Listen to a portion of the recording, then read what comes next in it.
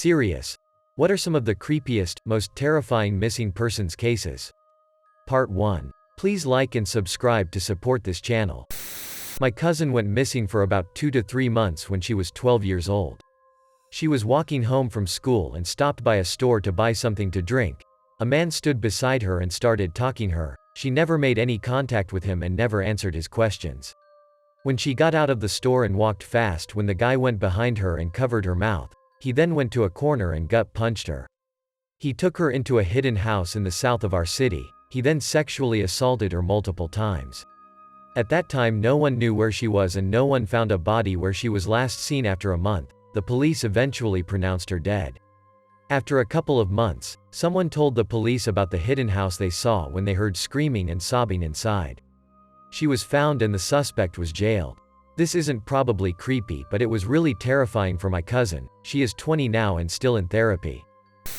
Andrew Gosden's disappearance is haunting. I live in the UK and there are still posters up for him 12 years later on my walk to work. It's very sad. Also Luke Durbin had a Luke's Eyes Are poster of just his eyes in most train stations for a very long time, which again was haunting and very sad. Both have been missing for a similar amount of time and both have the eerie last moment caught on CCTV footage. I guess I find them scary as they are local to me, i.e. the same country, and they could have been anyone. Literally anyone could just disappear from sight. Anyone could have that last moment on CCTV. It's terrifying. Kristen Smart went to a college party and was walked back to her dorm building by 3 students. One of the students had a black eye the next day, scratches on his hands and knees, and after Kristen was reported missing, cadaver dogs alerted on the mattress in his dorm room. He took the Fifth Amendment to every question in a deposition. Concrete work was done in his mother's backyard the week Kristen disappeared, and a family renting the house later that year found a bloody earring in the backyard. They turned it over to police, and the police lost it before the blood could be tested. Her body was never found, the guy was never charged, and he's still living free in Southern California. Colleen Stan. She was kidnapped by a husband and wife and locked in a box for 23 hours a day for 7 years. They literally kept the box under their bed and forced her to sign a contract which made her a sex slave for life. They convinced her that a nameless corporate syndicate was watching her and that if she tried to escape they would murder her. It's fucking horrific. She survived * and is living her life.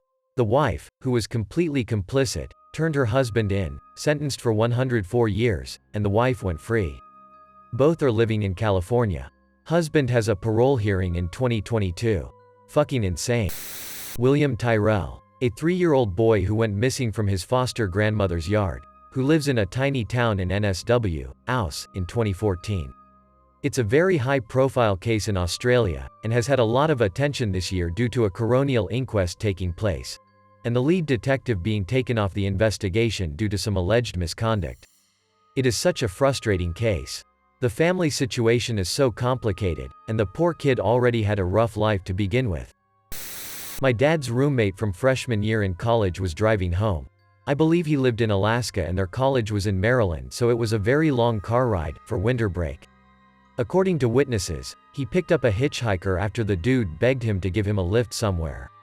Police found the car completely torched in the woods. No bodies were inside nor any signs of a struggle. My dad's roommate has been missing ever since and the police have no leads besides the hitchhiker, who is also missing. Natalie Holloway. I kid you not when I say I think about the unsolved case at least, 27 times a year? There's so many conspiracies too. She's either in a shark's stomach, alive in South America hiding, somewhere trapped as a sex slave, or buried in Aruba. The day that Joran van der Asshole admits what really happened is the day that part of my brain can finally rest. Cannot imagine how her parents feel. Skeptical smiley face. Here's one that still makes me shiver. I'm from a small town that is 20 minutes south of Champaign, Illinois. In Champaign is the University of Illinois, which, without sounding racist, is the school in Illinois that has the largest concentration of Asian students. I really don't remember exactly when this happened, but I believe a year or so ago a student by the name Ying Ying Zhang mysteriously went missing. After the police report of her disappearance was written up, the university police started to look at campus cameras looking for where she might have gone. It turns out that she was abducted, but they still had no suspects. Ying Ying was gone for what seemed like forever until they got a matching car with the same plates that they saw in the camera footage, It turns out that she was taken by a man named Brent Christensen. After his arrest, this man would not give up a clue about where he took her and if she was still alive. After months of HIK being questioned, he revealed everything he did to her. He kidnapped her, tied her up, raped her, knocked her out cold with a table leg, I believe, and then cut her up into pieces. To this day they still have no clue where her body is, but it's believed that he dropped them into a large lake that is nearby the university. This case still gives me chills. The Zachary Ramsey disappearance, the case of Nathaniel Bar Jonah. The police were never able to find his body, but there was strong evidence that Bar Jonah kidnapped him. There is also pretty substantial evidence that he may have actually eaten the boy after the police found recipes like "little boy pot pie" in a journal.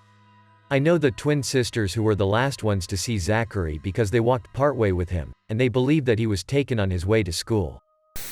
There was a girl missing in a small village in Italy.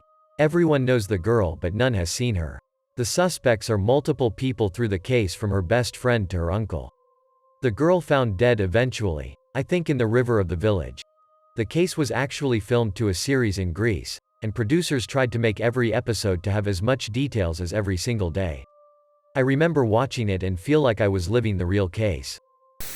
Boston's vanishing men. Every now and then, in the colder months of the year, men in and around Boston will go missing without a trace, and their bodies will be found a month later in the river with no apparent injuries or foul play suspected.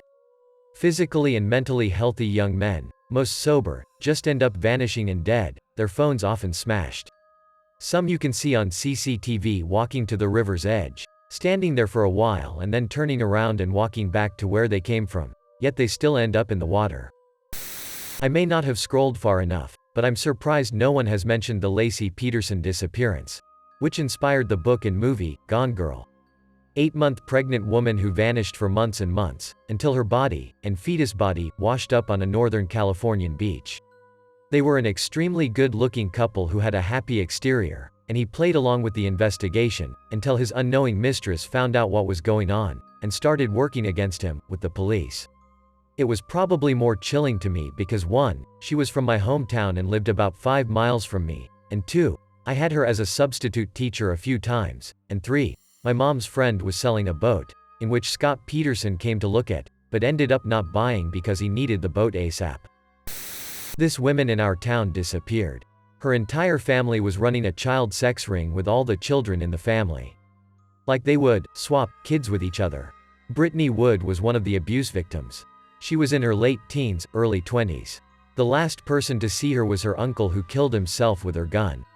No trace of her has ever been found, but almost every person in her family is in prison now for rape and child molestation. In Malaysia, it's the abduction of an 8-year-old named Nurun Jazlin in 2007. She went out in the afternoon to the nearby market and didn't came back. Needless to say, the authority made every possible effort to locate her. A month later, a gym bag was found in front of a shop lot, about 20 kilometers away from her family's home. Inside the bag was a body of a child, with a cucumber and eggplant shoved in her private parts. Even her parents couldn't recognize her and refused to believe that's their daughter. They only accepted the fact after an autopsy was done. No one knew what happened. The CCTV at the shop lot couldn't capture the number plate of the vehicle that left the bag there.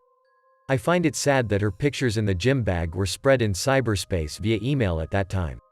It was 2007. Whoever that took the pictures must have worked on the case, and all people knew was to share and viral things as fast as they could. We don't really have the same mannerisms and etiquettes that we have now. The media and ministers had to educate the public not to share those pictures. Here's a wiki link to anyone interested. There was one near me at Crater Lake in Oregon. A kid and his dad got out of the car to take pictures or something, and the kid, I think was autistic, not 100% sure, took off running up a hill, and the dad yelled for him to come back down. He didn't, and then took off out of sight. Dad ran up the hill after him, not a high hill, and he was gone. A man on bicycle saw the whole thing. Forest rangers were called and eventually search and rescue. Snow and bad weather came in. No traces have ever been found of him. So sad. It freaks me out because it's close to me, and 1 second he was there and the next gone. Happened in Croatia. The news broke out 5 months ago. A woman disappeared in the early 2000s, and her family reported that she went missing in 2005. The police went searching for her, but soon the case was closed because they could not really do anything. There were not a lot of details or anything that could help with the search. Fast forward 18 years later. A family member of the missing woman was cleaning the basement and moving furniture, only to open a freezer and find her in it, cut into pieces and put into separate plastic bags. She was in the freezer that they used beneath the meat and groceries that they ate. For 18 bloody years. She was basically killed by her own sister. Mind fucking. Luke Jolie DeRocher. Possibly one of the oddest disappearances. The guy went to a bar with 2 friends and he was denied by the bouncer because he was already on a buzz. There's footage of him being denied entry and walking off in the cold winter. His belongings that were on him while at the bar were found at his apartment the day after. But not one clue aside from that has ever been heard of. It's been 8 years and it's sad to see his parents still setting up posters on every light pole from Sudbury to Muskoka. Please leave any info. Anything. In the Netherlands there was a case of a young girl gone missing. People organized a massive search party. One of the people helping out was a cop living next door. After days of searching they found her body buried in the garden of the cop. He helped searching with a straight face when he in fact abducted her, raped her, killed her and then buried her in his own garden. That kind of stone-cold brutality of someone who is expected to serve and protect the public. Kinda near where I live, there was a case of a missing, 7 to 9-year-old girl. Her mother said that they were in an argument, so she went into a store while the kid stayed in the car, and when she came back, she was gone. Eventually, they found the body of the girl, strangled, by a river, with snow covering her. The real story also came out after some time that the father said that he didn't want a kid and would leave her if she didn't get rid of her. Spooky stuff, especially for Canada. Carly Gu's 16-year-old girl begins suffering some wild paranoia after smoking weed at a party. When her mom pulls up to pick her up, she takes off down the road. She gets taken home and her mom made a voice recording of their convo, in which mom was telling her to eat and Carly is obviously paranoid and kinda frantic, before sending her to bed. When the morning comes around, she's vanished. Multiple witnesses claim they seen a girl matching Carly's description walking down the road staring up at the sky. She hasn't been seen since. Many conspiracies and strange circumstances surround this one. Morgan Nick. She disappeared from Alma, Arkansas, a small town right next to mine. She was 6 years old and playing and abducted from a little league ball field. Someone grabbed her and she was gone without a trace. Her mother has never stopped fighting to find her, and founded a nationally recognized foundation to help families in similar situations. I just wish there was closure or even some kind of explanation. It's been over 24 years now. It certainly threw our quiet community for a loop. Evandro Caetano. A Brazilian little boy missing, murdered in the 90s. The whole case has so many twists and conspiracy theories, including the body identified as his being speculated not to be really him and that he's still alive. It was a huge scandal which involved powerful politicians and supposedly satanic rituals. The wife and daughter of the mayor were convicted along 5 more men who would have helped them with the killing. Although he was close in age to me and it happened in my state, I didn't remember him, but I do remember the panic we had of being abducted by Satanists. Also, more children had gone missing to never be found. Recently a guy have been doing a really good podcast on this. It took him around 2 years of research and he's been showing us the theories, evidences of both sides of the story. Were the convicted framed? Or they really did it? Here's the site of the podcast. It's in Portuguese, but I believe Google Translate can help. It's a really extensive material. I still think the Dutroux cases are the most horrible things to have ever happened. For those of you who don't know, Mark Dutroux kidnapped, raped and murdered multiple underage girls after having them locked in a hidden room in his house. I believe that his wife was also in on it.